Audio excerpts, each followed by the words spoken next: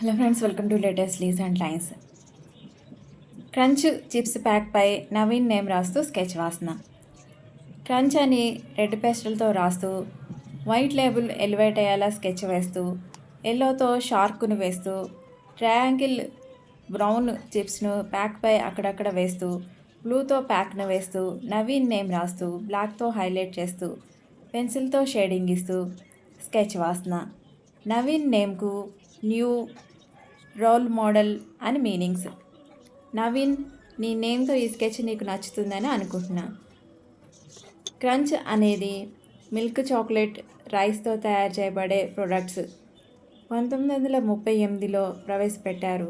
దీనిని నెస్లే ప్రపంచవ్యాప్తంగా ఉత్పత్తి చేస్తుంది.